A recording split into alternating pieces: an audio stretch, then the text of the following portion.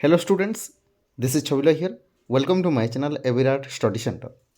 इस वीडियो में हम आपके क्लास 10 के चैप्टर नंबर 1 हिस्ट्री के the rise of nationalism in Europe, इसको हम एनसीईआरटी की लाइन बाय लाइन सब कुछ हम यहाँ पर देखेंगे।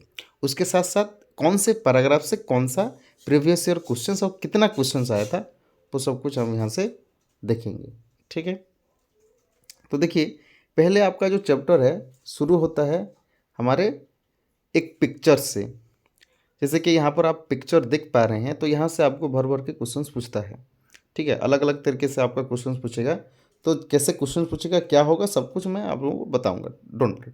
ठीक है, तो पहले हम थोड़ा सा देख लेते हैं। ये आप जो देख रहे हैं, ये जो पिक्चर है, ये स्टैचू ऑफ लिबर्टी है। ओके, और यहाँ पर जो ये सब गॉड है, हमारे क्रिस्ट है, एंजल्स है, ठीक है, सेंट्स हैं, और ये सब लोग हैं यूरोप के सब लोग। ठीक है, ये जैसे ट्रेन जाता है ना, ऐसे ही ये लोग खड़े हुए हैं। ठीक है, तो इसको अच्छे से देखते हैं। इसको बनाया किसने, ये आपको भी पूछता है। देखिए ये साल है 1848 का। नाम है फ्रेडरिक सोरियो, जो कि फ्रांस का है, फ्रांस का रहने वाला है। इसने एक अपने जो प्रिंट किया था वो विजुलाइजिंग का एक ड्रीम देखा था, चार चार प्रिंट वाला। ठीक है, ये चार प्रिंट की बात करता है, लेकिन यहाँ पर हमें एक प्रिंट, पहले प्रिंट का ये देता है। देखिए, तो फर्स्ट प्रिंट का ये बात करता है। ये चार प्रिंट किया गया था, लेकिन ये फर्स्ट प्रिंट हमें बताता है। और इसका नाम क्या है, डेमोक्रेटिक एंड सोशल रिपब्लिक। समझ गए। तो इसमें ये जो आप देख रहे हैं, ये जो पीपल हैं, ये सब जो यूरोप के और अमेरिका के हैं, अमेरिका के भी थे, मैन थे, वुमेन थे, हैं, अलग अलग एज की थे, सोशल क्लासेस की थे। ये लोग क्या कर रहे हैं, जैसे मार्चिंग कर रहे हैं ना, मतलब लाइन बाय लाइन जा रहे हैं सब लोग। ठीक है, उसके साथ साथ यहाँ पर बात करता है, देखिए कि ये जो स्टैचू ऑफ लिबर्टी है, ठीक है, यहाँ पर मैंने बता दिया कि स्टैचू ऑफ लिबर्टी कौन सा है, ये स्टैचू ऑफ लिबर्टी है। और ये स्टैचू ऑफ लिबर्टी, ये अपने दो हाथ में दो चीज़ पकड़ा है। एक हाथ में ये क्या पकड़ा है, ये टॉर्च ऑफ एनलाइटमेंट। क्या पकड़ा है, torch of enlightenment. Enlightenment means one type of मुक्ति पाना। ठीक है, और यहाँ पर जो एक्ट पकड़ा है, charter act, charter rights act. ठीक है, कुछ राइट्स पकड़ा है। किसका राइट्स, सिर्फ और सिर्फ यहाँ पर आपको क्वेश्चन पूछता है मैन। यहाँ ना वोमेन थे ना पुअर पीपल थे। ठीक है, तो यहाँ पर ये बात करता है। उसके बाद जाते हैं, देखिए, ठीक है, यहाँ पर वही बात दिया, देखिए हैं, यह दिखा है टॉर्च ऑफ एनलाइटमेंट हैं, चार्टर एक्ट जो राइट्स ऑफ मैन की सिर्फ ये बात करता है। ठीक है, और ये इतने सारे लोग जो लाइन बाय लाइन गए हैं या जा रहे हैं, ये किस लिए, क्योंकि यहाँ पर देखिए sutter lies the sutter remain the symbol of absolutist institution. Absolutist means यहाँ पर आपको दिया है, यहाँ पर देखिए लिटरली ए गवर्नमेंट और एक सिस्टम ऑफ रूल जहाँ नो रिस्ट्रेंट नहीं होगा किसकी पावर की, और मैंने कोई एक गवर्नमेंट की, कोई एक सिस्टम जो रूल करता है उसकी पावर को हम क्या नहीं कर पाएंगे, लिमिटेड नहीं कर पाएंगे, उसको हम ऑब्सोल्यूटिस्ट बोलेंगे। ठीक है, समझिए। तो उसकी पावर को, उसी इंस्टीट्यूशन को, उस मोनार्किकल गवर्नमेंट को ब्रेक करने के लिए, शटर डाउन मतलब ब्रेक करने के लिए, बंद करने के लिए ये गए थे, जा रहे हैं। ठीक है, और उसके साथ साथ यहाँ दिया है, देखिए, इन सोरियोस यूटोपियन विजन। ये वन टाइप ऑफ सोरियो का क्या है, ये ऑब्वियसली यूटोपियन विजन है। यूटोपियन मतलब कि ऐसा सपना, जो ऐसा स्टेट वो सपना देख रहा है जहाँ पर शायद रियलिटी में एग्जिस्ट ना हो। ठीक है, वही बात करता है, यहाँ पर लिखा भी हुआ है, a vision of society that is so ideal that it is unlikely actual exist. अभी की ना हो सके, अभी है कि नहीं हम कह नहीं सकेंगे। ठीक है, उसके बाद क्या लिखेंगे, और यह दिया है, the people of world are grouped in distinct nation identify through the flag.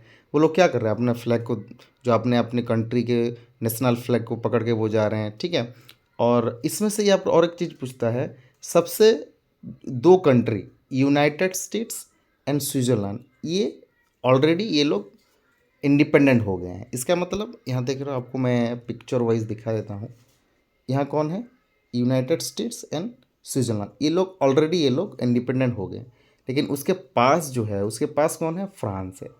कौन है, फ्रांस। फ्रांस को क्यों रखा गया, क्योंकि वो खुद फ्रांस का है।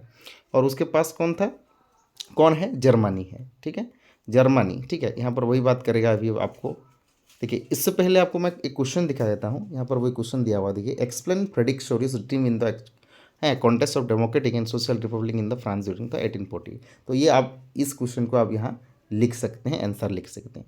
और उसके साथ साथ और एक क्वेश्चन भी आपको यहाँ पूछता है, देखिए examine the significance of Statue of Liberty, Frederic Sorrieu's painting the dream of the worldwide democratic and socialist republic. ये क्वेश्चन भी आपको यहाँ से आपको आंसर ढूंढोगे तो आप मिल जाएगा आप लोगों को, ठीक है।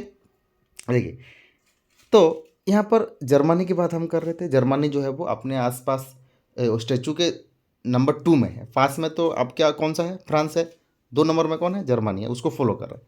तो जर्मनी का जो black red and gold flag, ये 3 कलर, ये ट्राई कलर, ये आपको याद रखना पड़ेगा। Try colour black red and gold, ये ट्राई कलर ये पकड़ के जा रहे हैं, ठीक है।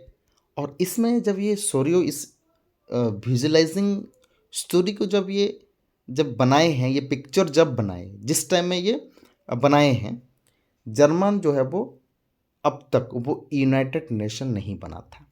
इसका मतलब क्या है, यूनाइटेड नेशन मतलब ऐसा नेशन जो यूनाइटेड हो, मतलब जर्मन के लोग यूनाइटेड हो। जैसे कि हमारे इंडिया की बात करेंगे, उत्तर प्रदेश हो गया, बिहार हो गया, उड़ीसा हो गया, ये सबको मिलाकर एक नेशन बनाए, ठीक है। वैसे उस टाइम में जब ये फोटो बनाए हैं, प्रिंट बनाए हैं, तो ये जर्मन की जो जर्मन था, सॉरी जर्मनी था, ये उस टाइम में एग्जिस्ट नहीं करता था, ये यूनाइटेड नेशन नहीं था, ठीक है। तो इसके लिए बोलता है कि जो जर्मन स्पीकिंग जो प्रिंसिपलिटीज़ है, ये नेशन स्टेट बनाने की कोशिश कर रहे हैं, लेकिन हो नहीं पा रहा, ठीक है। और यहाँ पर भी बात करता है जो जर्मन स्पीकिंग पीपल या जर्मन पीपल है, ये बेसिकली कौन कौन से किंगडम के इंक्लूडिंग थे, वही बात करता है। कौन कौन से किंगडम यहाँ पर राज करते थे। ऑस्ट्रिया था, किंगडम ऑफ 2 सिसिलाइज था, लंबोडिया था, पोलैंड था, इंग्लैंड था, आयरलैंड था, हंगरी था, रशिया था। ये सब क्या करते थे, ये यहाँ पर जर्मन में रूल करते थे, ठीक है, समझ गए। और यहाँ पर वही बात कर रहा, देखो क्रिस्ट, सेंट, एंजल्स, ये लोग क्या करते हैं, ये सब ये जो प्रिंट बनाया गया है इसको आशीर्वाद कर रहे हैं, ठीक है कि नहीं, क्लियर। और ये आप यहाँ पर और एक चीज़ आपको देखने को मिलेगा, ये चीज़ देखिए, ये सब चीज़ ये क्या है, ये राजा का, किंग का सब कुछ चीज़ है यहाँ पर। जैसे कि आपका मुकुट हो गया, आपका है उनके जो अस्त्र शस्त्र है सब यहाँ पर गिरा दिए हैं, ठीक है, समझ गए नहीं बात को। और यहाँ पर ये बात करता है, देखिए फिगर 1 में यहाँ बात करता है कि जो इन 19th सेंचुरी में जो नेशनलिज्म की जो बात उभर कर आया, नेशनलिज्म मतलब कि हम क्या करेंगे, अपने रूल खुद ही करेंगे, हमारे फीलिंग्स जो है वो हम क्या करेंगे, नेशनलिज्म के प्रति देंगे। जातीयता भाव ये कैसे इमर्ज हुआ, वही बात कर रहा है। कैसे हो, जैसे कि ये लोग चेंज करना चाहते थे, पॉलिटिकली चेंज करना है मेंटली चेंज करना है, ये सब उस यूरोप में फ्रेंच रिवॉल्यूशन के दौरान यहाँ पर चेंज हुआ था, ठीक है। क्योंकि वही बात करते हैं कि फ्रांस जो है वो ऑलरेडी आसपास है इंडिपेंडेंट की, ठीक है। तो यह बात करते हैं, तो an result of this changes was the emerge of the nation. अगर नेशनलिज्म कैसे, अगर सबके पास फीलिंग्स है, नेशनलिज्म का आइडियोलॉजी है, तो इसको ये जो मोनार्की का पावर जो है, किंग का पावर को हम कैसे बंद कर सकते हैं। क्योंकि हम सब लोग यूनाइटेड होंगे तब होगा ना, और नेशन स्टेट बनेगा तब होगा ना। अगर नेशन स्टेट नहीं बनेगा तो कैसे होगा, वही बात करता है। तो नेशन स्टेट ऑलरेडी मैंने बता दिया है। तो नेशन स्टेट क्या है, अब थोड़ा सा आप लोगों को समझा देता हूँ, जो एर्नस्ट रिनेन ने कहा है, ठीक है, एक लेक्चर दिए हैं। नेशन स्टेट ऐसा एक कल्मिनेशन है, मतलब बहुत सारे लोगों के हार्डवर्क से, सेक्रीफाइस से, डेवोशन से ये सब बना है। नहीं तो ऐसे ही एक नेशन स्टेट नहीं बनता, ठीक है। लेकिन नेशन स्टेट एक्चुअली में अगर बात करेंगे, हाँ सॉरी,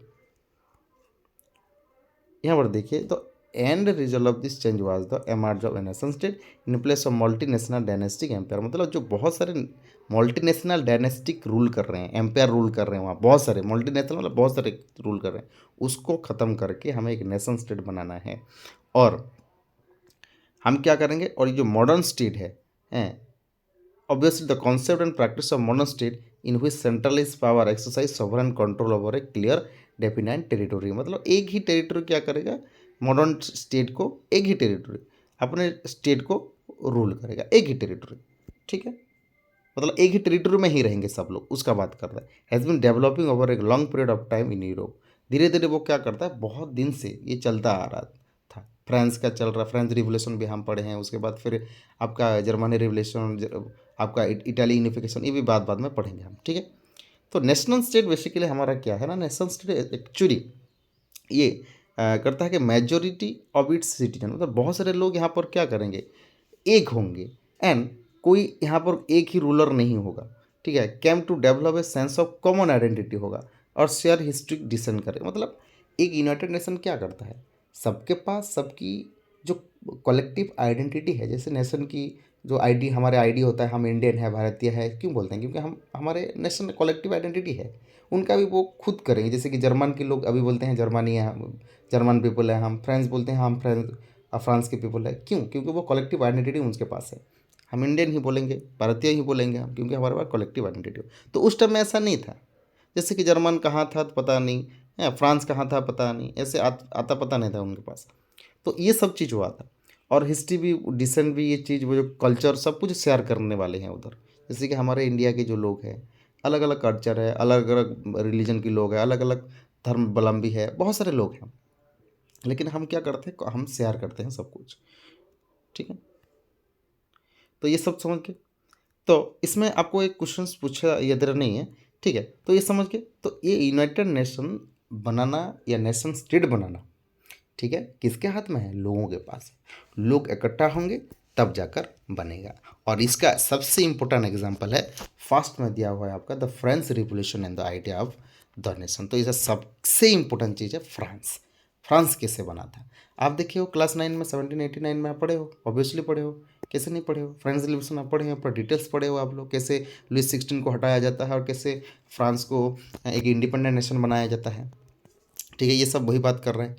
तो ये जब बिगिनिंग की बात करते हैं, स्टार्टिंग से, ठीक है, लोग कैसे इंस्पायर हुए, आपको मैंने फास्ट बोलूँगा कि कहीं पे भी अगर मान लो आप अमेरिका में हैं, अमेरिका में हमारे इंडियन जनगण मन अधि वो चल रहा है, तो आप रेस्पेक्ट देंगे कि नहीं, ऑब्वियसली देंगे, यहाँ भी देते हैं, लेकिन वहाँ भी हमें क्या लगेगा, नहीं, गर्व लगेगा।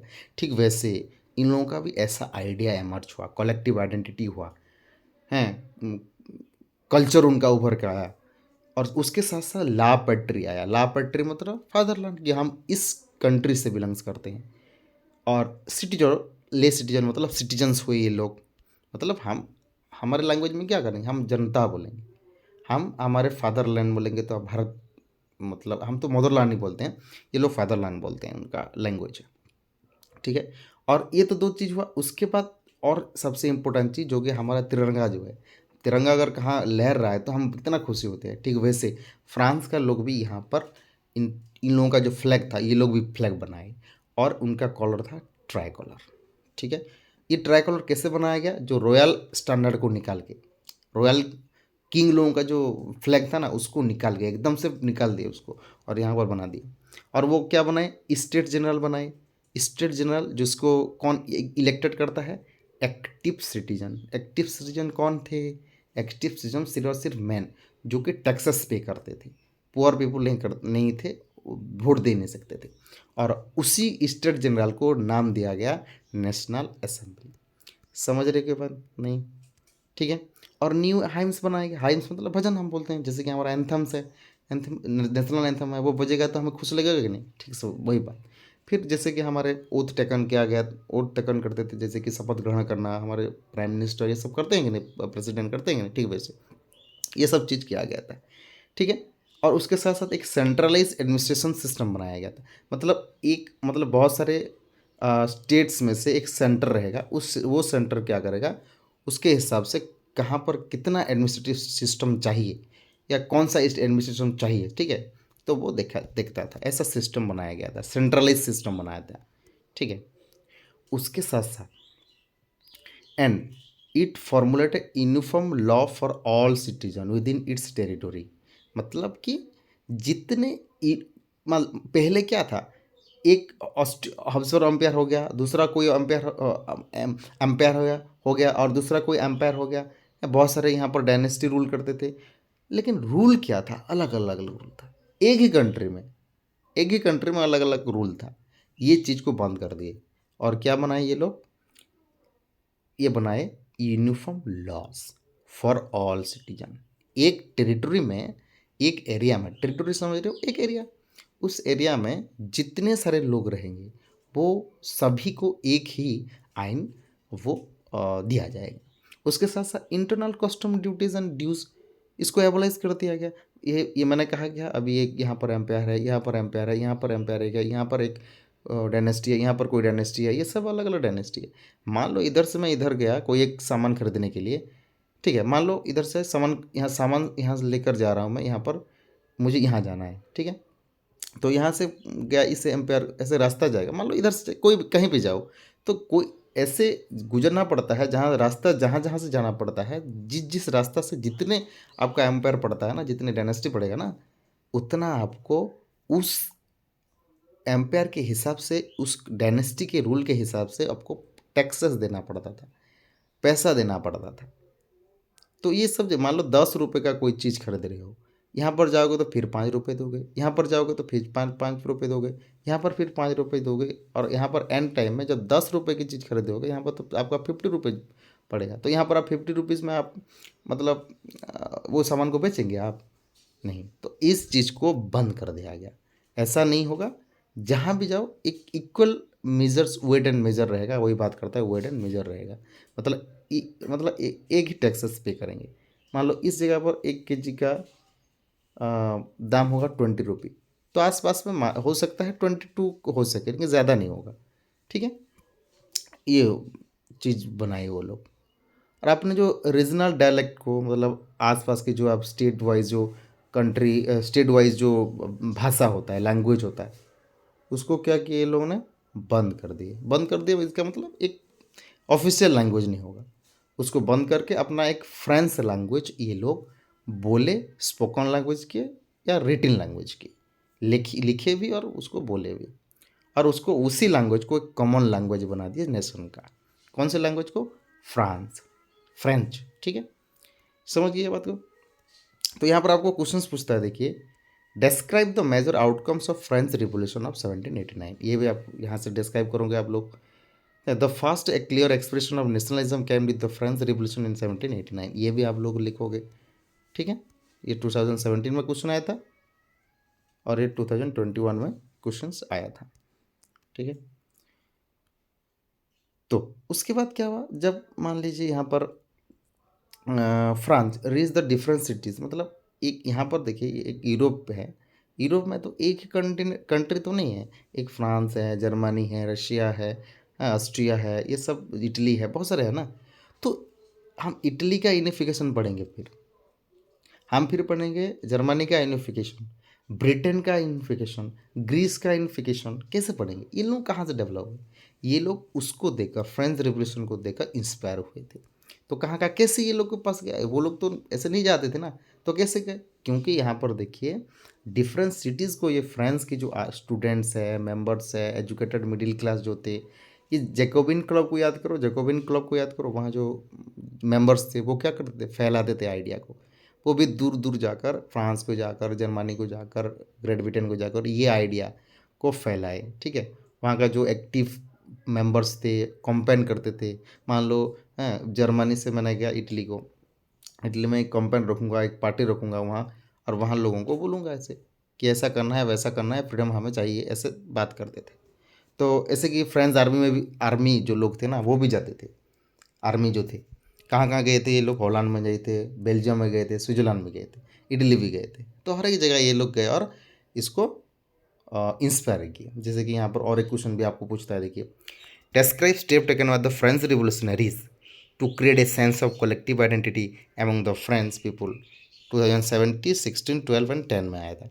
तो यहाँ पर ये क्वेश्चन लिखेंगे आप लोग, ठीक है, इसका आंसर यहाँ से लिखेंगे आप लोग, ठीक है कि नहीं।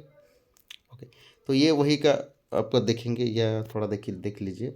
ये फ्रांस है, ये स्विट्जरलैंड है, ये नीदरलैंड है, इधर ग्रेट ब्रिटेन इधर है, आयरलैंड इधर है, वेल्स है, इंग्लैंड है इधर, देखिए यहाँ पोलैंड है, यहाँ प्रूशिया है, यहाँ डेनमार्क है, ये सर्बिया है, हंगरी है, ऑस्ट्रिया है, गलीशिया है, ये आप देखिए रोमानिया है, बुल्गारिया है, स्पेन है, पुर्तगाल है, टूनिस है, ओटोमन एम्पायर है यहाँ पर देखिए। ये आप थोड़ा सा देखिए यहाँ पर ग्रीस, या इधर ग्रीस है, थोड़ा सा आपको अल्जीरिया, ये थोड़ा सा आपको याद रखना चाहिए। हाँ ठीक, चलिए नेक्स्ट जाते हैं। उसके बाद आता है हमारा नेपोलियन। नेपोलियन जब आता है ये सभी चीज़ को चेंज कर देता है। कैसे चेंज कर देता है देखिए, उसने क्या बनाता है, नेपोलियनिक कोड बनाता है, जिसको बोलते हैं हम द सिविल कोड 1804। ये क्या करता है देखिए, नेपोलियन जो है बेसिकली मोनार्की को, डेमोक्रेसी को, मोनार्की को, सबको बंद कर देता है, डिस्ट्रॉय कर देता है, बंद कर देता है फ्रांस में। और उनका खुद का एडमिनिस्ट्रेटिव डिपार्टमेंट बनाता है। और पहले फीचर्स हमको यहाँ पर बनाता है, all private villages based on birth, मतलब जो जिस जगह से जन्म लिया है उसका एक आइडेंटिटी होगा। वो तो सही बात है, ठीक है। पहला बात क्या था, इक्वलिटी बिफोर लॉ, मतलब समान अधिकार, समान राइट्स, समान लॉ यहाँ पर दिया जाएगा। और जिसके पास प्रॉपर्टी है वो उसी का अधिकार है। जैसे कि मेरा प्रॉपर्टी जिसके मेरे पास मेरा ही है तो मैं वहाँ कल्टिवेटेड कर पाऊँगा, एग्रीकल्चर कर पाऊँगा। पहले क्या होता था, मेरे प्रॉपर्टी को कोई और छुड़ा के ले जाता था डरा धमका के, लेकिन ऐसा नहीं होगा। जिसका जो जमीन है वो एक्सरसाइज कर, सॉरी, एग्रीकल्चर करेगा, ठीक है। तो जैसे कि यहाँ पर देखिए, ये कोड जो है वो बेसिकली एक्सपोर्ट इंपोर्ट में भी लगता था। जैसे एक्सपोर्ट इंपोर्ट करने में आपको जो पैसा लगता था ना, ये भी नहीं लगता था, ठीक है। और डच रिपब्लिक इन स्विट्जरलैंड, जैसे कि इटली में, जर्मनी में हैं, इस चीज़ को ये ना सिंप्लीफाई कर दिया था, डिवीज़न कर दिया था, और फ्यूडल सिस्टम को एबोलाइज कर दिया था। अच्छा, यहाँ क्या समझे आप लोग, ये इस सब डिवीज़न कर दिया, इसका मतलब क्या, स्विट्जरलैंड एक डिवीज़न बना लिया है, इटली एक डिवीज़न बना लिया, जर्मनी में एक बना लिया, ऐसा डिवीज़न बना लिया, और उसके हिसाब से वो अपने कंट्रोल, फ्रांस जो है वो सबको कंट्रोल करने लगा। उसके साथ साथ क्या कहा मैंने, फ्यूडल सिस्टम को एबोलाइज कर दिया। फ्यूडल सिस्टम बोले तो क्या, बेसिकली उस टाइम में एक सिस्टम चलता था, जैसे कि राजा का बच्चा जो है वो राजा ही होगा, ठीक है। तो ये सब सिस्टम चलता था उस टाइम में, राजा राजूड़ा का शासन चल रहा था। तो इस सिस्टम को बंद कर दिया, ये नहीं चलने वाला है। और पीजन हो गया, सर्फडम हो गए हैं। सर्फडम तो समझ रहे हो, जो कृतदास, जो राजा क्या करता था, एक आदमी को भेज देकर फ्री में उसको काम कराता था दूसरी कंट्री में, ये बंद कर दिया पहले से।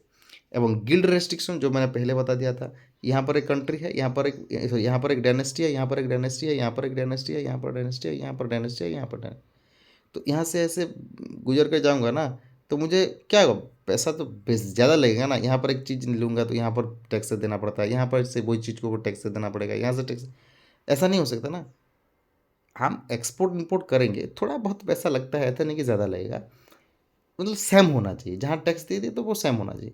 तो ये चीज़ इसको बंद कर दिए थे कि नहीं भाई, आप लोग को कहीं भी जाओ, आप लोग वो सेम आपको जो पैसा आप सेल कर सकते हो, एंड टैक्सेस इतना नहीं देना पड़ेगा, ये गिल्ड रिस्ट्रिक्शन कर दिया था। और ट्रांसपोर्ट एंड कम्युनिकेशन सिस्टम को इम्प्रूव किया था। या ये फीचर्स आपको याद रखना पड़ेगा। पीजेंट्स हो गया, आर्टिसंस हो गया, वर्कर हो गया, ये न्यू बिजनेस मैन जो है ना, ये लोग धीरे धीरे ये लोग इम्प्रूव करने लगे, इन लोगों का फ्रीडम बढ़ने लगा। बिजनेस लोगों के छोटे छोटे एरिया में वो बिजनेस करने लगे, एंड जो प्रोड्यूसर है वो भी चीज़ को बेचने लगे, ठीक है।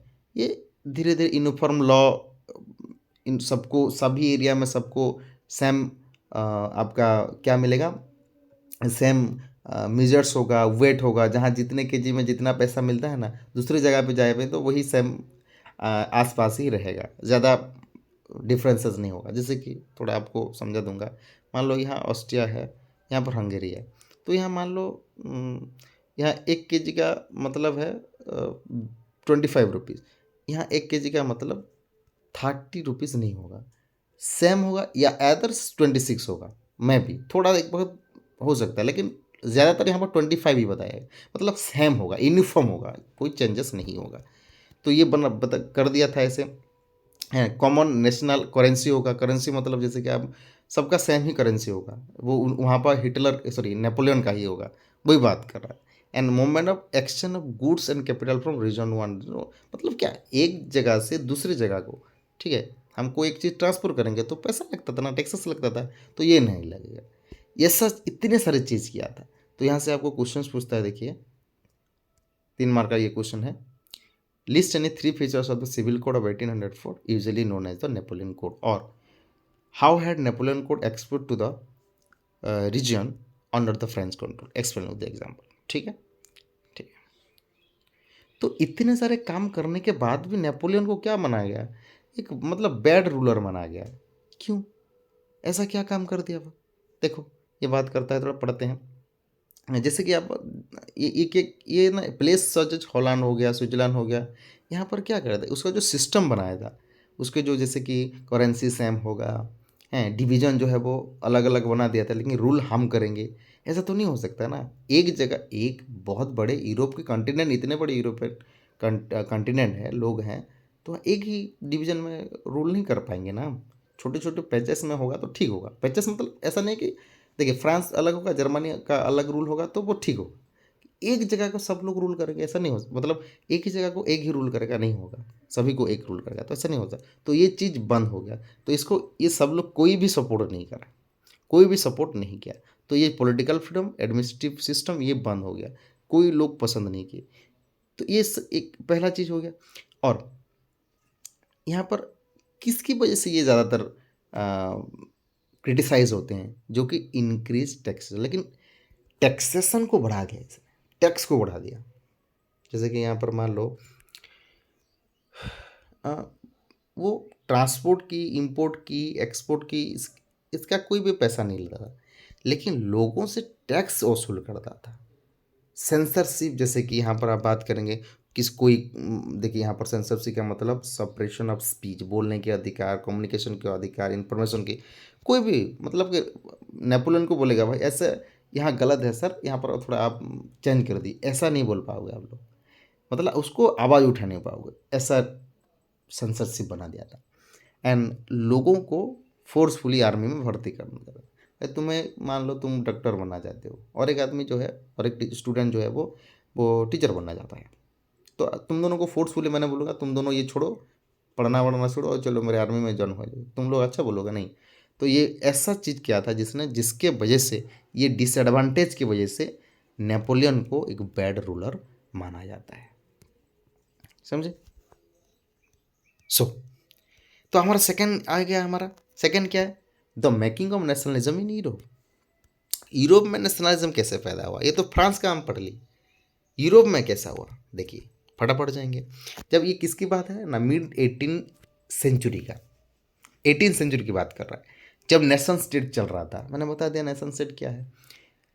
जैसे कि अभी क्या आप जर्मनी देखेंगे, इटली देखेंगे, स्विट्जरलैंड देखेंगे, तो ऐसा अभी नहीं था, अभी ऐसा नहीं था। अभी तो सॉरी, अभी तो ऐसा है कि जर्मनी, इटली, ये इटली है, ये स्विट्जरलैंड है, ये ऐसा हम सोच रहे हैं, लेकिन उस टाइम में ऐसा नहीं था। किंगडम रूल करते थे, डचिस रूल करते थे, कैंटन रूल करते थे, छोटे छोटे पैचेस में ये रूल करते थे। मान लो यहाँ पर ये बड़ा सा हम बात करेंगे, सॉरी, यहाँ मान लीजिए यहाँ बड़ा सा एक यूरोपियन कंट्री है, यहाँ फ्रांस है, यहाँ जर्मनी है, हैं यहाँ इटली है, यहाँ आप बात कर लीजिए, यहाँ पर आपका क्या है, रशिया है, ऐसे करके। तो ये ऐसा क्या था, मतलब अभी क्या ऐसा था, लेकिन उस टाइम में ऐसा नहीं था। ठीक है, यहाँ फ्रांस है तो ये फ्रांस का कुछ पार्ट जो है वो जर्मनी का कुछ हम्सबर्ग एम्पायर था, ये रूल करता होगा, ऐसे अलग अलग था।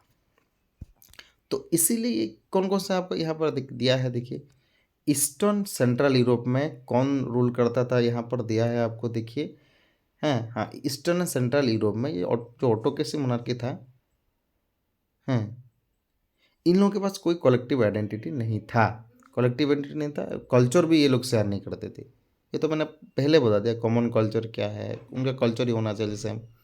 लैंग्वेज भी अलग अलग था, ये लोग अलग अलग इथनिकल ग्रुप में बटे हुए थे। इथनिकल ग्रुप मतलब देखिए हम जैसे श्रीलंका की बात करते हैं, सिन्हाला एक इथनिकल ग्रुप है, तमिल, इंडियन तमिल, श्रीलंका तमिल थे ना, अलग अलग थे, ठीक वैसे वहाँ भी अलग अलग था। तो ऐसे डिफरेंसेस में सबको मतलब रूल करना पॉसिबल नहीं है ना। ठीक है, तो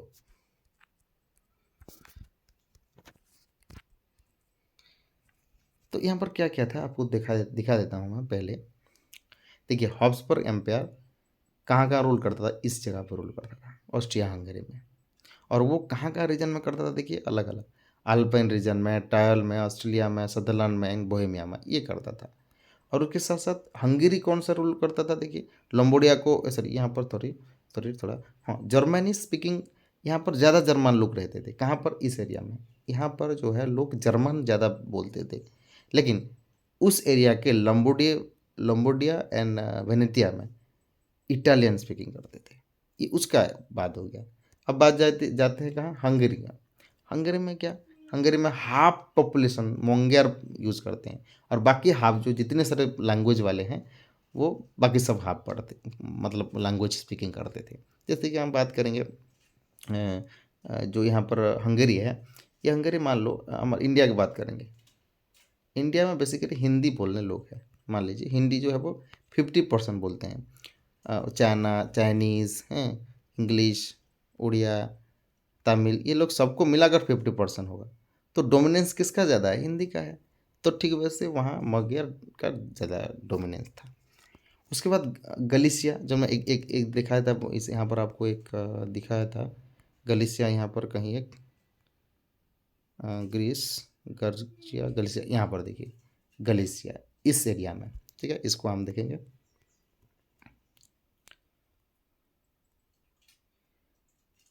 हाँ, ये जो गलीशिया है, यहाँ पर पोलिश लैंग्वेज ज़्यादा बोलते थे। उनके साथ साथ देखिए और भी ग्रुप्स थे जो कि अलग अलग लैंग्वेज बोलते थे। जैसे कि बोहेमियास हो गया, स्लोवाक का हो गया, ये नॉर्थ साइड में हैं। कर्नियोला का स्लोवेंस थे। क्रोट्स जो वे साउथ का थे हैं। रोमा जो वे ईस्ट, जो ट्रांसिल्वेनिया का ईस्ट में रहते थे। ये ऐसा डिफरेंसेस था। ये क्वेश्चन आपको याद रखना, ये कौन सा एरिया में कौन सा डिफरेंसेस था, ठीक है। तो इसके बावजूद ये अलग अलग हैं, लेकिन जब रिवोल्यूशन होता है तो सब लोग एक हो जाते हैं। कैसे, तो यहाँ पर ये नेशनलिज्म की बात कैसे आता है, यहाँ वही बात करते हैं कि how did nationalism and the idea of the nation state emerge, कैसे इतने डिफरेंसेस के बाद भी ये कैसे कर ली, वही बात करता है। तो इसके लिए हम जाएंगे दूसरे चैप्टर पे, यहाँ पे चैप्टर मतलब दूसरे पार्ट्स पे, the aristocracy and the new middle class, ठीक है। अरिस्टोक्रेसी तो आप समझ रहे हैं, जैसे कि कोई राजा राजूड़ा शासन होगा, राजा का जो सन है वो वही वही राजा राजा होता है, और वो राजा लोग जो है वो दूसरे और किसी को मैरिज नहीं करते थे। उस जहाँ उनका राजा की वंश होते हैं वहाँ मैरिज करते थे। तो देखते हैं, पढ़ते हैं उसका समय। सोशली पॉलिटिकली जो आप बात करेंगे तो अरिस्टोक्रेसी बेसिकली एक डोमिनेंट क्लास था उस टाइम में, और इस क्लास के जो मेंबर हैं ये यूनाइटेड थे, कॉमनली यूनाइटेड थे एक ही अक्रॉस द रीजन डिवीजन में, जहाँ जहाँ अलग अलग है, ऑस्ट्रिया हंगरी का है या गलीसिया का राजा है, तो इन लोगों के पास फ्रेंडशिप था। और वो बेसिकली टाउन हाउस उनका था, टाउन में रहते थे, और वो बेसिकली फ्रेंच लैंग्वेज बोलते थे। ओके, हाई सोसाइटी ये लोग थे। और ये उनके फैमिली जो है वो मैरिज में ज़्यादातर, ये लोग क्या है, कोई फ्रेंडशिप रखना है तो मैरिज कर लो। किसको मैरिज करेंगे, बेसिकली हमारे कौन से राजा लोगों को। लेकिन ये तो बहुत कम लोग थे, स्मॉल ग्रुप में थे।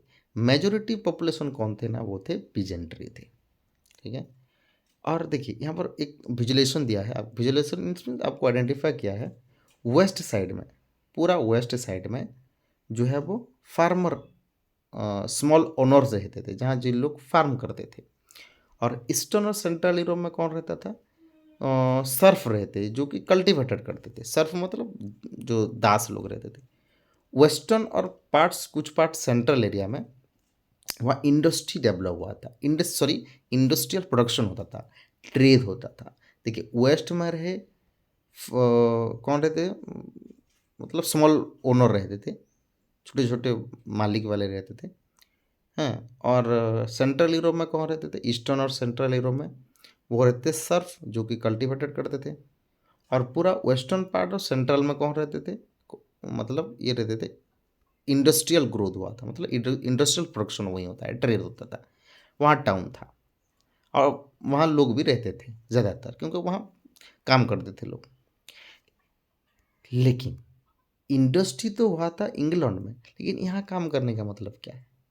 क्योंकि इंग्लैंड उस टाइम में इंडस्ट्री में तो डेवलप हुआ, लेकिन बाद में तो अलग कंट्री में जा सकता है ना। तो सेकेंड हाफ में या हर एक जगह 18th सेंचुरी में फैलने लगा, तो लोग काम करेंगे। फ्रांस में हुआ, जर्मनी में हुआ, तो सब लोग काम करेंगे कि नहीं करेंगे? मान लो यहाँ पर इंग्लैंड है, इंग्लैंड में क्या हुआ ना, इंडस्ट्री डेवलपमेंट हुआ, तो आसपास यहाँ पर इटली है, यहाँ पर बहुत सारे आपको देखोगे मैप में देखोगे, जर्मनी, फ्रांस, इटली पास पास में ही है, तो वो लोग वहाँ भी डेवलपमेंट हुआ। ये 19th सेंचुरी की बात कर रहा है, मतलब 19th सेंचुरी 1800 से लेकर 1899 की बात करता है। तो उस टाइम में जब जो जो लोग इंडस्ट्री में काम करते थे, वो बिजनेसमैन हो गए, इंडस्ट्रियलिस्ट हो गए, प्रोफेशनल हो गए, ये लोग न्यू मिडिल क्लास लोग, ये लोग हैं वर्किंग क्लास वाले, इन लोग के पास क्या हुआ, धीरे धीरे पैसा हुआ। जब पैसा हुआ और दूर थोड़ा काम करने जाते थे लोग, तो वहाँ थोड़ा उस समय में ना उसको माइंड थोड़ा मैच्योर हुआ, जानने लगे कि फ्रीडम क्या होता है, इक्वलिटी क्या होता है, ये जानने लगे। ठीक है, और इसलिए यहाँ पर डेवलप होता है न्यू मिडिल क्लास। ठीक है, और सेंट्रल और ईस्टर्न यूरोप में ये जो ग्रुप थे ये बहुत कम थे, लेकिन लेट 19th सेंचुरी में, लेकिन ये लोग धीरे धीरे बढ़ने लगे। देखो, एजुकेटेड होने लगे, लिबरल लिबरल मिडिल क्लास बनने लगे। लिबरलिज्म फिर पढ़ेंगे नेक्स्ट में। लिबरलिज्म कौन होते वो पढ़ेंगे फिर। लिबरलिज्म में ये इंस्पायर हुए थे हैं, और ये सब लोग क्या किए, नेशनल यूनिटी में मतलब पार्टिसिपेट किए, नेशन को यूनिटी दिए, एंड अरिस्टोक्रेसी को बंद कर दिया, एकदम से एबोलाइज कर दिया। तो ये लिबरलिज्म कौन है एक्चुअली, लिबरलिज्म है क्या? तो ये जो लिबरलिज्म है बेसिकली, यहाँ पर आपको क्वेश्चन पूछता है व्हाट, अच्छा ये पहले से आप, मैंने भूल गया, इसको थोड़ा सा आपको दिखाना पड़ेगा कि यहाँ पर कौन से क्वेश्चंस पूछता है।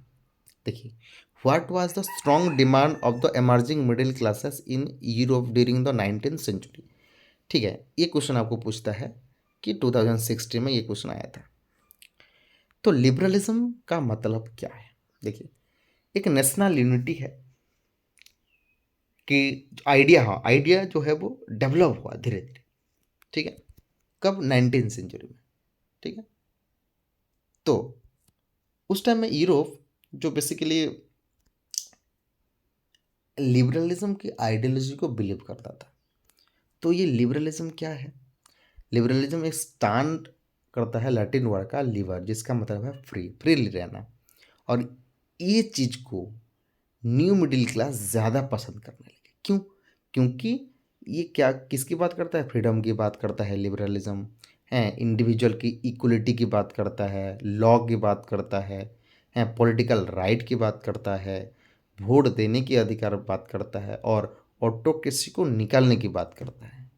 तो ये लोग पसंद करेंगे कि नहीं करेंगे लिबरलिज्म को? तो सब लोग लिबरलिज्म को पसंद करने लगे।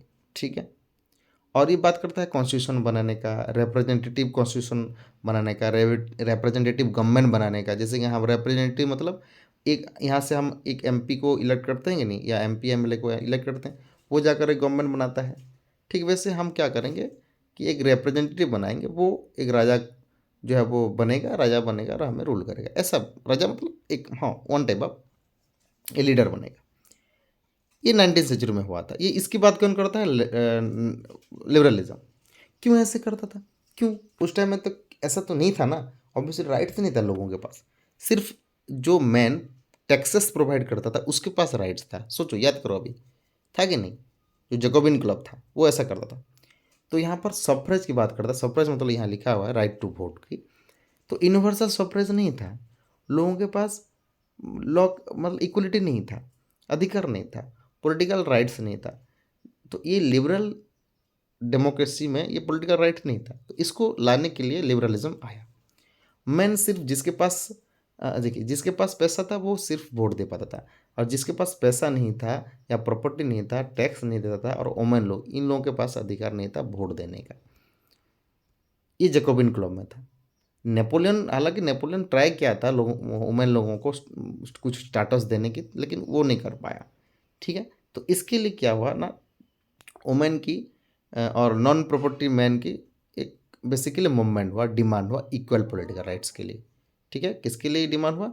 इक्वल पॉलिटिकल राइट के लिए डिमांड हुआ। कौन कौन डिमांड किया भाई? ये डिमांड किए जिसके पास प्रॉपर्टी नहीं है और वुमेन। हाँ, ये सब डिमांड किए हम इक्वली राइट हमें मिलना चाहिए।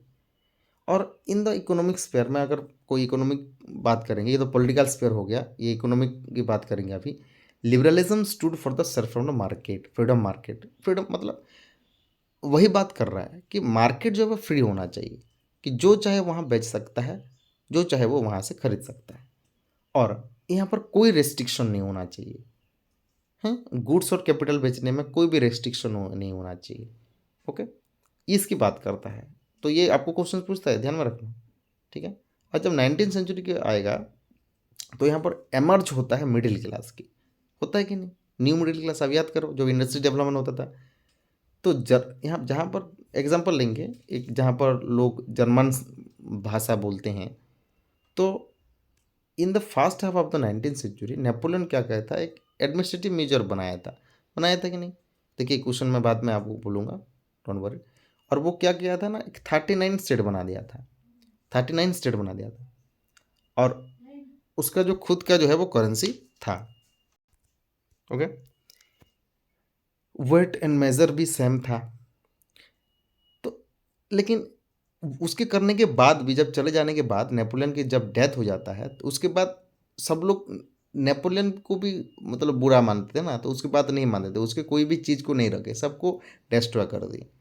तो उसके बाद जब यहाँ पर एग्जाम्पल देता है 1833 को, कोई एक मार्चे नगर हम्सबर्ग टू न्यूरमबर्ग जाएगा। ठीक है, मान लो मैंने यहाँ पर ये हम्सबर्ग हो गया, अब मैंने गया न्यूरमबर्ग तक, तो मुझे कितने कस्टम्स बैरियर से जाना पड़ेगा? 11, मतलब 1 2 3 4 ऐसे ऐसे करके 11 तक।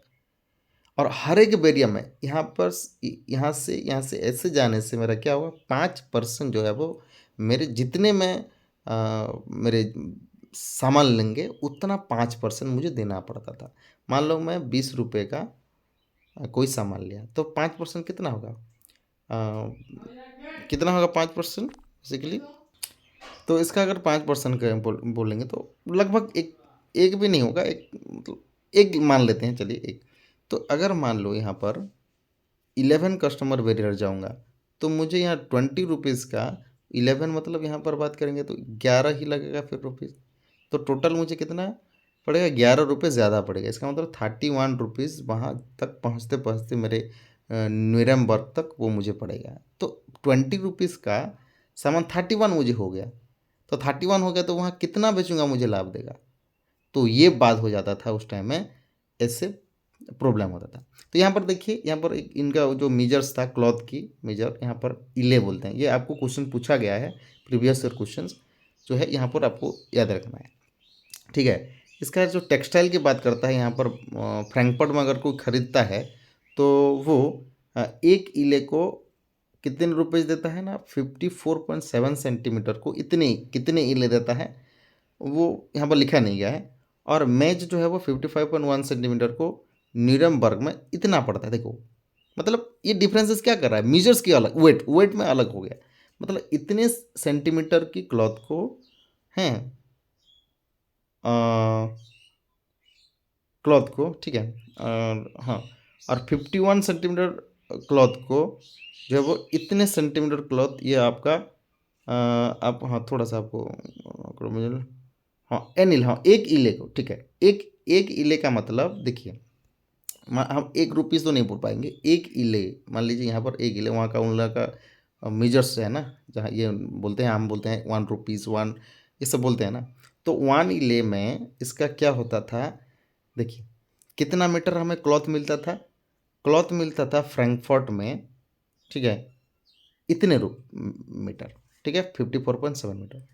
और मेज मेज में, ठीक है, मेज में इतने सेंटीमीटर मिलता था, नीरमबर्ग में इतने सेंटीमीटर मिलता था, और 53 सेंटीमीटर जो है वो फ्री वर्क में मिलता था। इसका मतलब डिफरेंसेस मिल रहा है, इसका मतलब डिफरेंसेस हो रहा है, अलग अलग दूर दूर जाएंगे तो वो क्या होगा ना, एक उनका वेट के हिसाब से उसका अलग अलग होगा, मतलब डिफरेंसेस था वन टाइप ऑफ। तो ये सिस्टम को एबलाइज करने के लिए बहुत लोग यहाँ पर जो है वो रिवोल्यूशन की, यहाँ पर वही भी दिया है, in Germany elle was an unit measurement that was used to measure cloth, ये क्लॉथ को मेजर करता था। समझने की बात वही, कुछ बात नहीं है। इले एक क्या है, मेजर है, जैसे कि हम 1 रुपीज़ बोलते हैं, 2 रुपीज़ बोलते हैं, वही वाला। तो यहाँ पर और यहाँ पर भी बात करते हैं जो such conditions view as obstacles to economic changes. तो एक इकोनॉमिक चेंजेस करने के लिए, ग्रोथ करने के लिए न्यू कमर्शियल क्लासेस को आना पड़ा। तो इकोनॉमी में अगर यूनिफॉर्मिटी करना है, यूनिफाइड करना है, तो हमें रिवोल्यूशन चाहिए, ठीक है। तो उसी तरह 1834 में एक कस्टम यूनियन, जिसको बात बोलते हैं हम जोल्वेरिन, ये क्वेश्चन भी पूछा गया है, ध्यान में रखना। कस्टम यूनियन जो कि जोल्वेरिन, ये प्रूशिया का एक बनाया गया है, ठीक है, जर्मन स्टेट का है, जर्मन की बात कर रहा है। तो एक कस्टम यूनियन बनाया गया, और इस the union abolish tariff barrier and reduce the number of currency from over 30 to 30 or 2 30 to 2, okay। the creation of network railways for the simulation mobility, okay। देखिए ये क्या बात कर रहा है, हाँ ये बात करता है एक कस्टम यूनियन बनाया गया यूनिफॉर्मिटी के लिए, ठीक है। देखिए जोल्बेरिन वही बात करता है, ये बात कर रहा है कि जर्मन स्टेट्स के अंदर अलग अलग जो, मतलब हम एम्पायर पैचेस में रूल करते थे ना, तो अलग अलग उनका मेजर्स भी था। तो इसको सेम करने के लिए पहला इस्तेमाल कर किए थे जोल्वेरिन। जैसे कि पहले कितना था, देखिए 30 था, मतलब 30 था, मतलब सोचो 30 मतलब कस्टम यूनियन था अलग अलग में, तो इसको बंद करके कितना कर दिया गया, 2 कर दिया गया। तो कितना रिड्यूस कर दिया गया, देखिए, ठीक है। यहाँ पर वही बात करता है tariff barrier and reduce the number of currency from 30 to 2, ठीक है। और रेलवेज उसके बाद वो क्या किया, creation of network of railways बनाने लगे, बनाए रेलवेज कनेक्टिंग के लिए, ठीक है, ट्रांसपोर्ट एक्सपोज करने के लिए, ये नेशनल यूनिफिकेशन करने लगे। जोल्बेरिन जब से आया तो यूनिफिकेशन ये इकोनॉमी में देखने को मिला, ठीक है। तो ये आपको क्वेश्चंस पूछता है, देखिए यहाँ से बहुत सारे क्वेश्चंस पूछता है, तो यहाँ हम वरीड नहीं होंगे। देखिए यहाँ पर पॉलिटिकली, सोशली एंड इकोनॉमिकली सबकी जो लिबरल की आइडिया था ना, ये आपको ढूंढना पड़ेगा कहाँ कौन सा पॉलिटिकली है, कौन सा इकोनॉमिकली है, कौन सा सोशली है। तो वही बात करता है, देखिए how at the idea of national unity in early 19th century Europe closely allied ideology liberalism, वही बात है, वही चीज़ है। 2020 में आया था, 2011 आया था, 2012 में आया था, ये वही क्वेश्चन। देखिए what is the significance of 1848 for France and the rest of Europe, what did the liberal demand, वही क्वेश्चन। 1840 ये तो क्वेश्चन नहीं है, ये क्वेश्चन, सॉरी ये क्वेश्चन नहीं है, ये अलग का है, यहाँ का नहीं है। तो वही बात करता है, देखिए explain the condition that were भी at the obstacle the economic exchange है, इकोनॉमिक एक्शन, देखिए ये बात करता है, पूरा कमर्शियल क्लासेस की बात कर रहा है। देखिए 2014 का है, और ये सेम क्वेश्चन लिबरलिज्म के बाद। तो ऐसे ही आपको क्वेश्चन सब कुछ आपको प्रोवाइड कर दिया जा रहा है, तो आप लोग खुश होना चाहिए, ठीक है। ओके, समझ गए नहीं बात को समझे कि नहीं, आई थिंक सब लोग समझ गए। तो ये आपका हम पढ़ेंगे यहाँ 2 पार्ट्स, 2 हमारे पैराग्राफ है, तो हमारे सब पॉइंट है, देखेंगे हम। नेक्स्ट क्या है ना, न्यू कंजर्वेटिज्म आफ्टर 1815, मतलब 1815 जब नेपोलियन की डिफीटेड होता है, मतलब नेपोलियन जो है वो डिफीट हो जाता है, हार जाता है, तो यूरोपियन गवर्नमेंट जो है वो एक कंजर्वेटिज्म में चला जाता है। इसका मतलब क्या है, कंजर्वेटिज्म क्या है, कंजर्वेटिज्म मतलब ये बात करता है ट्रेडिशनल इंस्टीट्यूट की बात करता है। मॉडर्न भी रहेगा लेकिन ट्रेडिशनल इंस्टीट्यूट रहेगा, मोनार्की गवर्नमेंट भी रहेगा लेकिन इलेक्ट भी करेंगे। इसका मतलब इलेक्ट मतलब ऐसे इलेक्ट नहीं करेंगे, बट अभी भी जो चल रहा है ना वो डेमोक्रेटिक नहीं रहेगा, वही बात करते हैं। ट्रेडिशनल इंस्टीट्यूट रहेगा, वो कंजर्वेटिज्म बोलते हैं। जैसे कि चर्च हो गया, मोनार्की हो गया, सोशल हायरार्की, प्रॉपर्टी वाला, फैमिली वाला, ये सब ना ये पहले जैसे था ऐसे होना चाहिए, वही बात करते थे conservatism.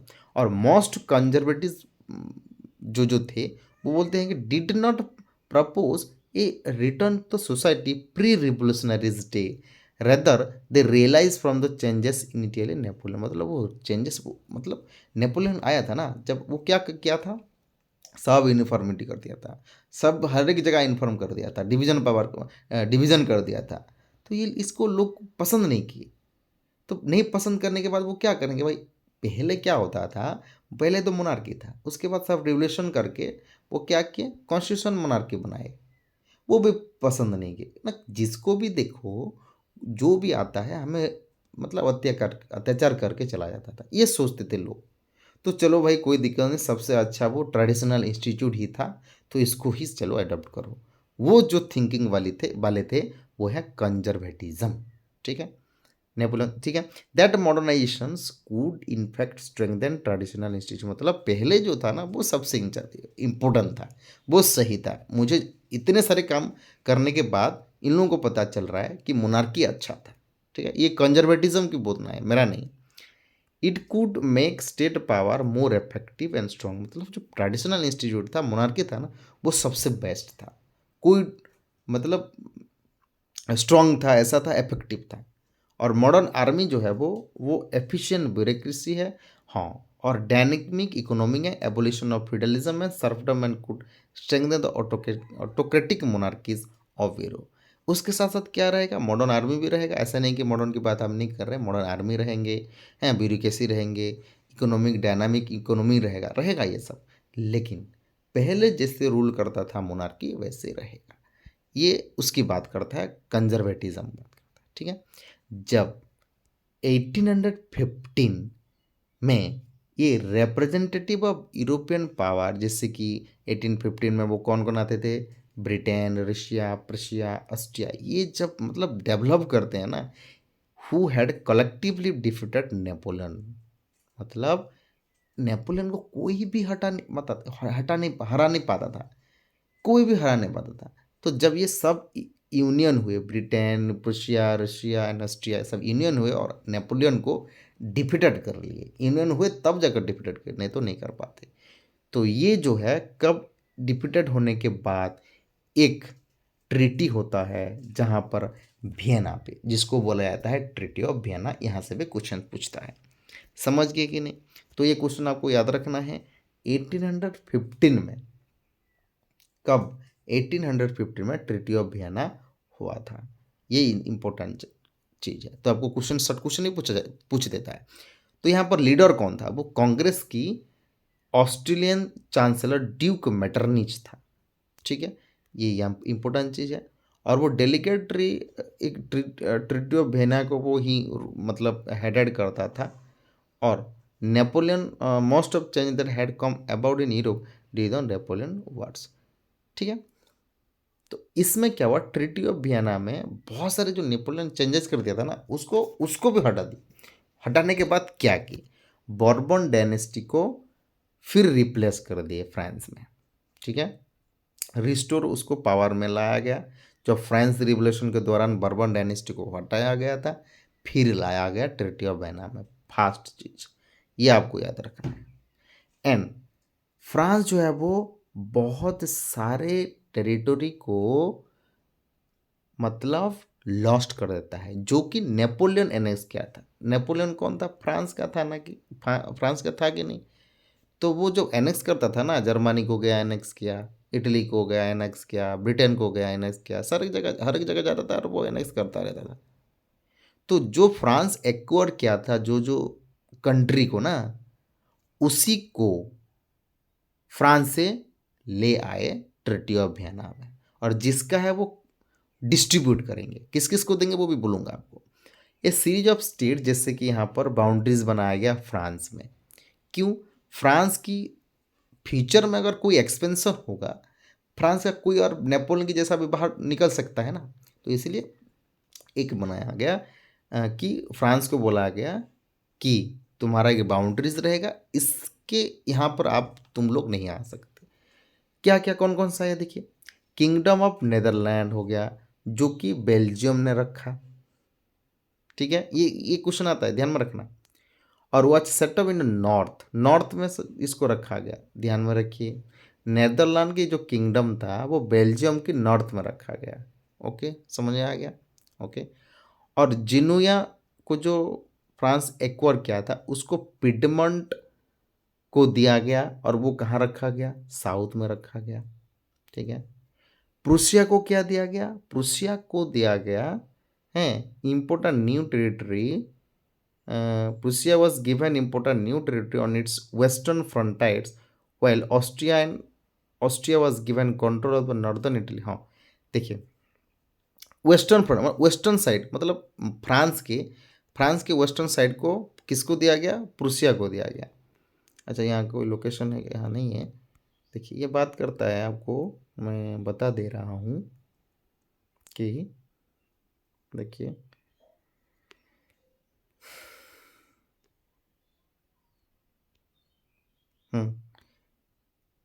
Okay, Netherland kingdom of Netherland को बेल्जियम को दिया गया जो कि नॉर्थ साइड में है। ठीक है। जेनुआ जो एडेड कहाँ किसको दिया गया, पिडमंट को दिया गया जो कि साउथ में है।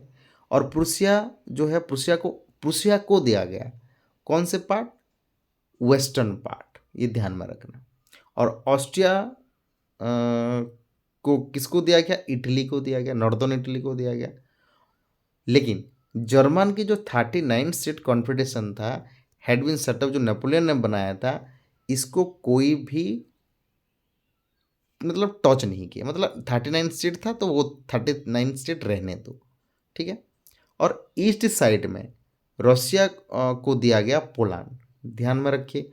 और प्रूसिया को क्या दिया गया, सेक्शनी, पोर्शन ऑफ सेक्शनी। इंपॉर्टेंट चीज़ आ गया आपको, देखिए रशिया को क्या दिया गया ईस्ट साइड में, पोलैंड दिया गया। ठीक है। प्रूसिया को क्या दिया गया, पोर्शन ऑफ सेक्शनी दिया गया। ठीक है। और इसका मतलब क्या, इसका मेन इंटेंशन था कि मोनार्की गवर्नमेंट को रिड्यूस करना, सॉरी रिस्टोर करना। ठीक है। जो नेपोलियन ने बंद कर दिया था। तो इसका किसका ये काम है ना, न्यू कंजर्वेटिज्म का काम है। न्यू कंजर्वेटिज्म क्या बोलते हैं कि ट्रेडिशनल इंस्टीट्यूट रहना चाहिए, मोनार्की का गवर्नमेंट रहना चाहिए। ठीक है। तो उसके बाद 1850 में कंजर्वेटिज्म रिज्म आ गया, ऑटोक्रेसी, ऑटोक्रेटिक फिर आ गया। ठीक है। They did not tolerate criticism and dissent. लेकिन इसके बाद ये ऐसा चीज़ हो गया ना, तो धीरे धीरे फिर लोग भड़कने लगे, भाई ये क्या है, मतलब जो लोग हैं मतलब कुछ बात बोल नहीं पा रहे हैं, क्वेश्चंस उठा नहीं पा रहे हैं ऑटोक्रेटिक गवर्नमेंट को, है ऑब्वियसली होगा सेंसरशिप नहीं हो रहा है, मतलब सेंसरशिप मतलब कुछ बोल नहीं पा रहे हैं, आवाज़ उठा नहीं पा रहे हैं, और हमारे कंट्रोल में कोई चीज़ है नहीं। न्यूज़पेपर हम पब्लिश नहीं कर सकते, बुक प्ले सॉन्ग्स ये सब हम नहीं कर सकते, हमारे लिबर्टी नहीं है, फ्रीडम नहीं है। ये चीज़ फिर वही बात हो गया इसमें, ये चीज़ फिर हुआ फ्रेंच रिवॉल्यूशन के साथ। ठीक है। फ्रेंच रिवॉल्यूशन में the memory of the French revolution continue inspire liberal. इसके बाद फिर आते हैं लिबरल, यहाँ पर देखिए फिर आते हैं liberals. One of the major issue taken of the nationalism liberal nationalist who criticise the new conservatism order was freedom of the press. तो यहाँ पर वही बात करता है। देखिए ये ट्रीटी ऑफ वियना को देखिए, ट्रीटी ऑफ वियना जो था ना, ये बेसिकली इसका मकसद क्या था ना, मोनार्किकल गवर्नमेंट को रिस्टोर करना। लेकिन ये मोनार्किकल गवर्नमेंट को रिस्टोर कर दे तो वो क्या करेंगे अपने, मतलब वो किसी को बात नहीं सुनेगा ना, किसी की बात नहीं सुनेंगे। तो नहीं सुनेंगे तो यहाँ पर क्या होगा, लोग तो पहले से भड़क रहे थे 1789 से, उसके बाद फिर धीरे धीरे वो संभलने लगे। लेकिन अभी फिर वही चीज़, मतलब फ्रेंच रिवॉल्यूशन फ्रांस में हो गया या जर्मनी में हो गया, यूरोप में हो गया कि कोई कुछ बात नहीं बोल पा रहे हैं, सेंसरशिप नहीं है, आवाज़ उठा नहीं पा रहे हैं। तो वो तो पहले वाला हो गया या 1815 में। देखिए 1789 में ये लोग रिवोल्यूशन किए, उसके बाद में तो धीरे धीरे ठीक रहे, थोड़ा सा ठीक था। लेकिन 1815 में फिर वही बात हो गया, 1718 के पहले जैसा था। तो फिर भड़क गए सब यूरोप के लोग। और फिर यहाँ से सिर्फ एक बात इन लोगों को पसंद आया, एक लोगों की बात पसंद आया, वो है लिबरल नेशनलिस्ट। ये क्या बोलता है, या अदरवाइज हम बात करेंगे तो लिबरलिज्म। कौन, लिबरलिज्म। ठीक है। तो इसमें क्या होता है, लिबरलिज्म में क्या होता है, ये लोग क्या करता है ना, फ्रीडम की बात करता है, ये बात करता है। ठीक है। तो नेक्स्ट हमारा पार्ट है 2.4 द रिवोल्यूशनरीज। क्या, द रिवोल्यूशनरीज। देखिए 1815 के दौरान लोग मतलब मतलब क्या करें समझ में नहीं आ रहा है उन लोगों को। कभी मोनार्की हो जाता है, कभी मोनार्किकल गवर्नमेंट आ जाता है, कॉन्स्टिट्यूशनल गवर्नमेंट आ जाता है, कभी क्या कुछ हो जाता है, कभी नेपोलियन आ जाता है, कभी जैकोबिन क्लब हमें अत्याचार कर लेता है, ये सब होता रहता है। तो किसी की बात समझ में नहीं आ रहा है इनका। तो इसीलिए पहले किए ये लोग, चलो कोई दिक्कत नहीं, सबको छोड़ो, सबको छोड़ दो, सिर्फ एक को पकड़ो, लिबरलिज्म को। ठीक है, ये लोग लिबरलिज्म के पास चले गए सब लोग, और धीरे धीरे सब एरिया में सीक्रेट सोसाइटी बनाने लगे, जैसे कि हमारे सुभाष चंद्र बोस बनाए थे कि नहीं, ठीक है वैसे। तो यूरोप में भी ऐसा बनाया गया था हैं। और मतलब छुप छुप के जो रिवोल्यूशनरीज है वो अपने आइडिया को स्प्रेड किए। फिर जो लिबरेशन रिवोल्यूशनरी है वो स्प्रेड किए, स्प्रेड मतलब फैलाए, और मोनार्किकल फॉर्म ऑफ गवर्नमेंट को अपोज करने लगे। किसके बाद? ये तो पहले की बात नहीं कर रहा है, आफ्टर द वियना कांग्रेस हुआ था, क्योंकि वो मोनार्किकल गवर्नमेंट को रिस्टोर कर दिया ना, तो इसको फिर मतलब छुप छुप के सीक्रेट सोसाइटी बनाने लगे। तो यहाँ पर सबसे इम्पोर्टेंट चीज़ आ जाता है इटालियन रिवॉल्यूशन में, जिसका नाम है गसिफ मजीनी, जो कि ये यहाँ से आपको क्वेश्चन पूछता है। देखिए ये वियना का, आपको पहले से मैं आपको क्वेश्चन थोड़ा नहीं बोल पाया, थोड़ा सॉरी।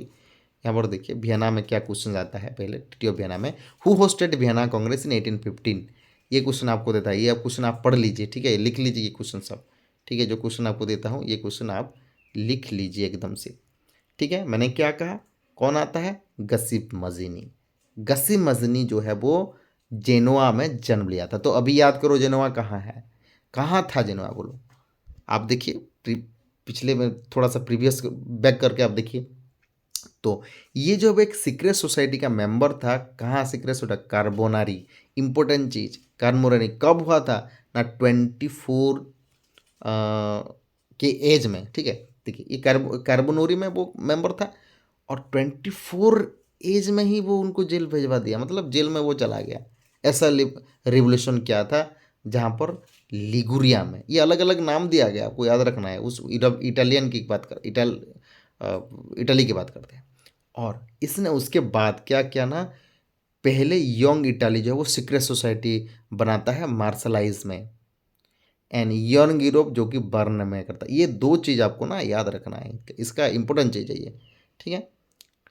और like minded young man from Poland, ये सबसे इंपॉर्टेंट मेंबर्स है, और बहुत सारे इंपॉर्टेंट मेंबर को वो ऐड भी किया था, पोलैंड से, फ्रांस से, इटली से, जर्मन स्टेट से ना, सभी इंपॉर्टेंट मेंबर्स को, जिसके पास नॉलेज है सबको ऐड करने लगा। और वो मजनी बिलीव करता है कि God had intended nation to be the natural units of mankind. मतलब ये क्या है, मतलब भगवान ने सब कुछ दिया है, मतलब नेचुरल चीज़ है ये। हम हमारे बात हम बोलते हैं ना, जैसे कि हमारे क्या बाल गंगाधर तिलक बोलते थे हैं, हमारे क्या freedom is my birthright बोलते थे, ठीक है, वैसे ये भी वही बात करते थे। So Italy could not continue be patchwork small, मतलब ये चीज़ क्या है, पैचेस वार में कोई यहाँ पर ये rule, Hungary Austria Hungary rule करता है, वहाँ जाकर हब्सबर्ग रूल करता था, क्यों, ये सब क्या है, ऐसा नहीं है। तो जिसका जिस एरिया है वहाँ वो रूल करेगा, इसका मतलब वहाँ उनको फ्रीडम होना चाहिए। तो वही बात करता है, it had to be the forget into a single unified, मतलब कोई भी एक अकेला हर एक जगह को रूल नहीं कर सकता। तो इसीलिए this unification alone could be the basis of Italian liberty, मतलब इसको बोला गया कि इटालियन लिबर्टी, मतलब इटालियन लोग यहाँ पर, क्योंकि वो इटाली का था ना, तो इसलिए। तो following this model secret society, हम सीक्रेट सोसाइटी बनाएंगे जर्मनी में, स्विट्जरलैंड में, फ्रांस में, पोलैंड में, और सबको यहाँ से फिर निकालेंगे। ये इसका आइडियोलॉजी था, ठीक है। और ये गस्सी मजनी को, ठीक है, मैटरनिंग ड्यूक मैटर्निंग ने बोले थे। ये भी क्वेश्चन आपको भर भर के हमेशा क्वेश्चन पूछता है कि ड्यूक मैटरनिंग बोलता है तो the most dangerous enemy of our social order, जैसे हमारा सोशल ऑर्डर का ये रिस्टोर किया है ना पावर को, मोनार्की का पावर को, ये ही हमें ख़त्म करेगा फिर बोल के ये बोले थे ड्यूक मैटरनिंग। यहाँ से आपको क्वेश्चन पूछेगा, देखिए यहाँ क्वेश्चन है कि नहीं था, हाँ ये देखिए क्वेश्चन, ठीक है। ये क्वेश्चन देखिए, आपको ये लिखना पड़ेगा, what happened during the year of 1815 following the fear of the repression of the drawn many revolution in underground explain, ये क्वेश्चन आपको रखना पड़ेगा। और उसका और एक चीज़ है, how had revolution spread their ideas in many European state after 18, तो ये पैराग्राफ से ये क्वेश्चन आपको ये आ गया। देखिए, describe the role of the कासिम Mazzini as an Italian revolutionary. ठीक है, तो ये चीज़ आपको समझना जरूरी है। ओके, तो ये इस वीडियो में बस इतना ही हम पढ़ेंगे। नेक्स्ट वीडियो में हम the age of revolutionist and बाकी सब हम पढ़ेंगे। ठीक है।